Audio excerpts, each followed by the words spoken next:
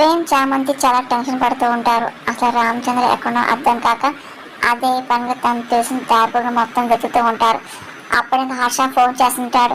ఇదిగో రామచంద్ర నాకు ఇప్పుడే ఫోన్ చేశాడు రా అని హర్ష ఒకసారిగా ప్రేమ్ సడన్ గా కార్ ఆపుతూ ఉంటాడు. ఇదిగో జీకే హాస్పిటల్లో ఉన్నాడు, మీరు వెంటనే ఆడ వెళ్ళండి అని హర్ష అనగానే సరే నాన్న అని చెప్పి ప్రేమ్ అంటూ ఇంకా జీకే హాస్పిటల్ వెళ్ళడానికి సిద్ధమవుతూ ఉంటారు.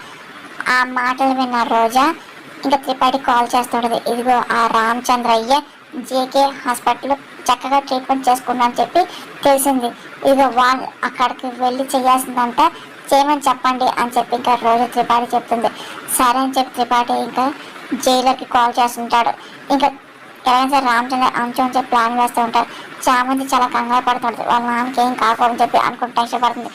అనుకున్న విధంగా రోజా త్రిపాఠిని కలుస్తుంది. ఇంకా మనుషులతో ఇదిగో ఆ రామచంద్రని ఇక్కడ ఉన్నారు కదా వెళ్ళి వాళ్ళ సంగతి చూడని చెప్పి రోజా కానిస్టేబుల్ ఆర్డర్ చేస్తుంది. ఇంకా త్రిపాఠి కూడా వాళ్ళ వెనకాల వెళ్తూ ఉంటాడు. అక్కడ చామంతి ప్రేమ్ చాలా కంగారు పడుతూ ఇంకా రామచంద్ర ఎక్కడ అని చెప్పేసి తెలిసింది కాబట్టి ఇంకా చాలా సంతోషం వస్తూ ఉంటారు. వాళ్ళ నాన్నకి ఏం కాకూడదని చెప్పి చామంతి అనుకుంటూ కంగారుగా పరిగెట్టుకుంటూ ప్రేమ్తో కలిసి లోపలికి వస్తూ ఉంటుంది.